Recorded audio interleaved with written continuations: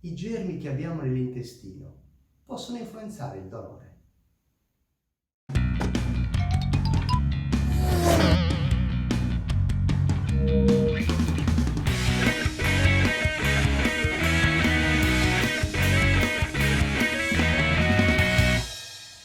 Parliamo di un argomento molto di moda in questi anni, il microbiota.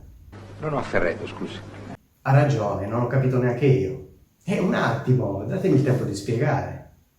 Il microbiota è l'insieme di tutti i microorganismi che risiedono nel nostro corpo. Li troviamo sulla pelle, in bocca, nell'apparato urogenitale, la maggior parte si trova nell'intestino.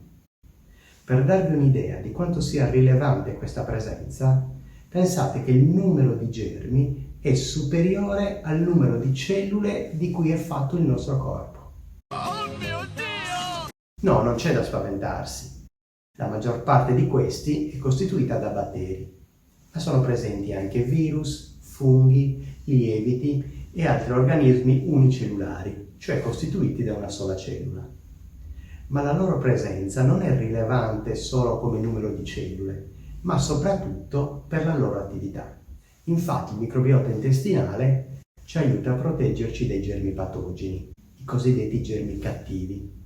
Favorisce la digestione, regola l'attività dell'intestino, produce alcune vitamine, aiuta a distruggere sostanze tossiche, migliora la funzionalità del sistema immunitario, gioca un ruolo importante nella maturazione e nella funzione di alcune cellule del cervello e tante altre belle cose.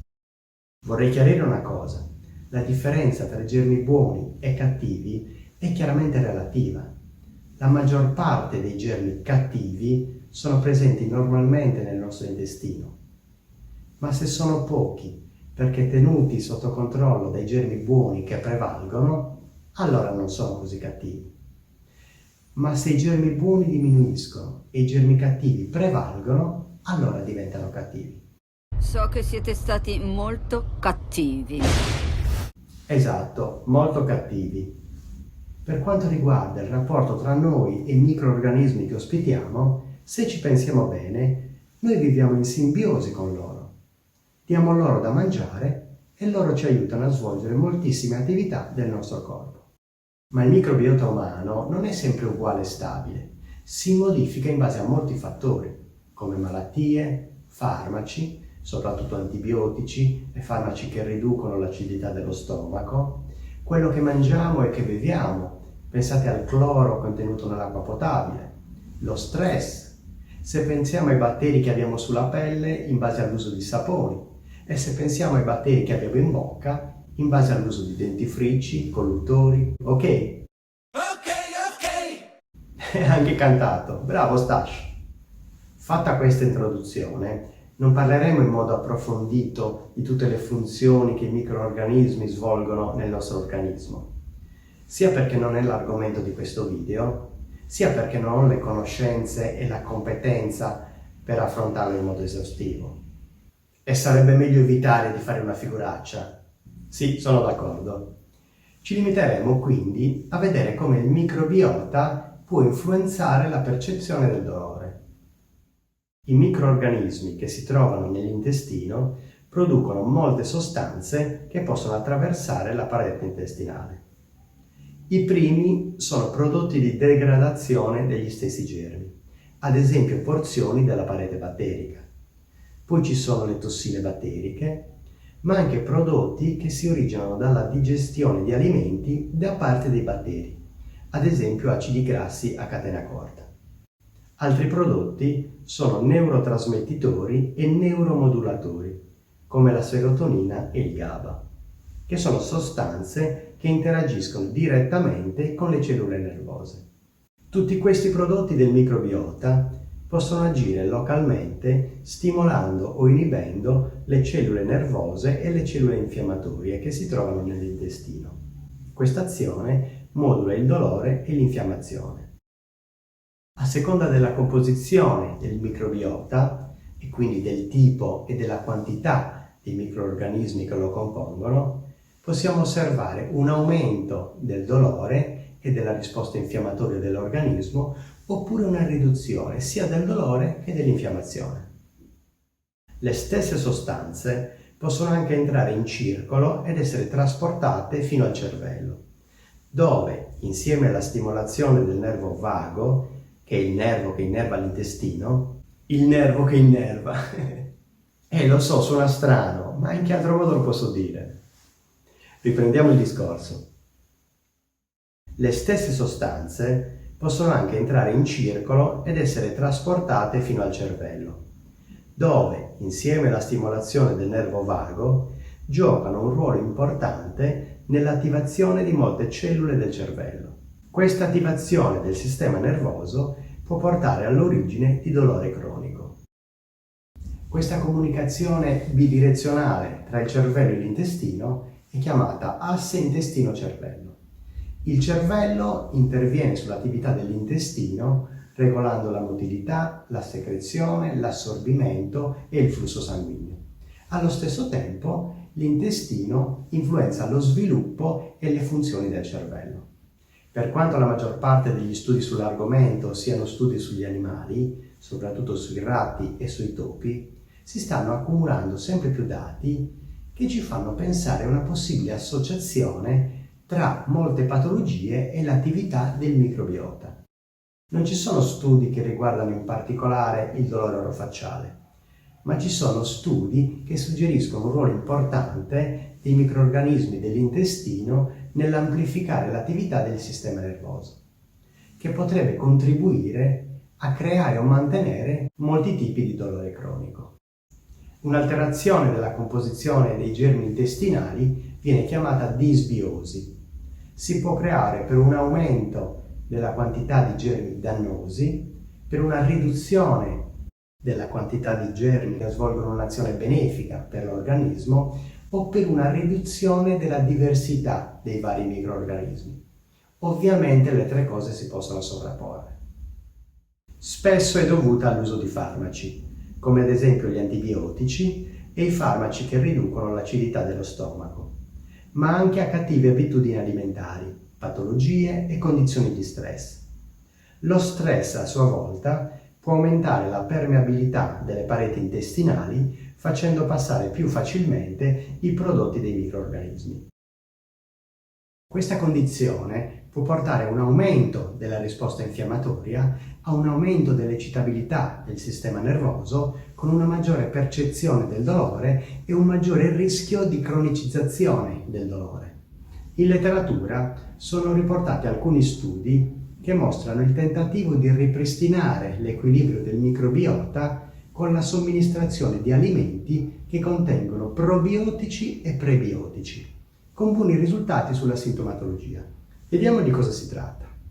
I probiotici sono i cosiddetti microrganismi buoni, più frequentemente batteri del genere Bifidobacterium e Lactobacillus vivi, che hanno un'attività dimostrata scientificamente che porta a benefici alla salute.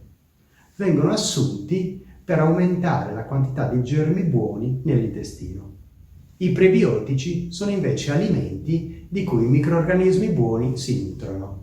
Assumendoli ne stimoliamo quindi la proliferazione. Esistono poi i cosiddetti simbiotici, che sono dei preparati che associano probiotici e prebiotici. Si assumono quindi sia i germi buoni che il loro nutrimento per amplificare la loro azione. Al momento non ci sono grandi certezze su come utilizzare questi alimenti come parte di un'eventuale terapia per vari tipi di dolore. Per questo motivo non vi do nessun suggerimento specifico, però vorrei farvi dare alcuni consigli generali per la salute del microbiota da una persona molto più esperta di me sull'argomento. Grazie Marcello, voglio darvi qualche suggerimento pratico su come mantenere un microbiota sano ed equilibrato. Una buona abitudine è quella di assumere regolarmente sia probiotici che prebiotici. Tra gli alimenti più comuni che contengono probiotici possiamo citare yogurt, kefir e i krauti. Lo yogurt si conosce, lo conoscete tutti, probabilmente lo hai anche in frigo. All'interno contiene dei batteri vivi appartenenti a due specie, il Lactobacillus acidophilus è lo Streptococcus thermophilus. Il kefir invece è una bevanda di origine turca, simile allo yogurt, ma oltre che avere quelle due specie precedentemente citate dello yogurt, contiene molte altre specie di batteri diversi. E non solo batteri, ma anche lieviti. Scegliete sempre yogurt e kefir bianchi, non aromatizzati, non zuccherati. Se volete potete aggiungere voi stessi della frutta fresca, ma va aggiunta non appena si decide di assumerla, per non perdere tutte le sue proprietà. Invece un alimento salato, all'interno del quale possiamo trovare tanti probiotici, sono i crauti, che sono prodotti dalla fermentazione del cavolo cappuccio, tagliato a listarelle e lasciato fermentare per circa un mese. Questo alimento infatti è ricco di batteri, soprattutto lactobacilli. Per mantenere però l'attività probiotica dobbiamo attuare un accorgimento. Questo è necessario, ovvero bisogna consumare a crudo l'alimento. La cottura uccide e ucciderà i batteri presenti all'interno. Molti dei batteri che introduciamo con gli alimenti contengono sì probiotici, ma alcuni muoiono a causa dell'ambiente acido del nostro stomaco. Ma fortunatamente alcuni riescono a superare e raggiungere il nostro intestino e proliferare. Per questo motivo, infatti, gli integratori, tutti i prodotti ricchi di probiotici, hanno una quantità di batteri molto alta, nell'ordine dei miliardi di cellule. Parliamo ora invece dei prebiotici. Sono soprattutto dei polisaccaridi a catena corta, quindi sono degli zuccheri, ma che non vengono digeriti dal nostro apparato digerente. Quindi rimangono indigeriti all'interno del nostro intestino e restano a disposizione dei batteri che li usano come nutrimento. Sono contenuti soprattutto nella frutta e nella verdura, che possiamo assumere regolarmente e soprattutto ad ogni pasto, come minimo ad ogni pasto principale, all'interno della nostra dieta. Cereali integrali, legumi ne sono ricchi, così come per verdure come carciofi, cipolla, aglio e cicoria. Troviamo una buona quota nelle banane, mele e kiwi. Sono tutti quindi esempi di alimenti con un grande contenuto di prebiotici. Ovviamente esistono delle preparazioni farmaceutiche sotto forma di integratori che contengono probiotici, prebiotici oppure una combo di entrambe le sostanze, che in molti casi possono essere utili, soprattutto per coloro che non riescono ad integrarli con la dieta. Spero che queste informazioni e questi consigli che vi ho dato vi siano stati utili. Ciao! Sono sicuro di sì, grazie. Ovviamente questi sono consigli per persone sane, che stanno bene. In caso di patologie, soprattutto dell'apparato digerente, dell'intestino, per prudenza è sempre meglio consultare il medico prima di assumere qualunque cosa. Quindi, tornando alla domanda iniziale, i germi che abbiamo nell'intestino possono influenzare il dolore? La risposta è probabilmente sì. Grazie per aver guardato il video. Vi lascio come sempre in descrizione il link degli articoli a cui ho fatto riferimento. Per qualunque altra cosa potete visitare il mio sito internet e lì trovate tutti i miei contatti. Ma e adesso cos'è questa cosa che mi avete trasformato in un cartone animato? È per dare un po' di movimento, per cambiare un po'. Ci vuole qualche novità ogni tanto. Ma a me sembra una stupidaggine. Ma cosa c'entrano i cartoni animati?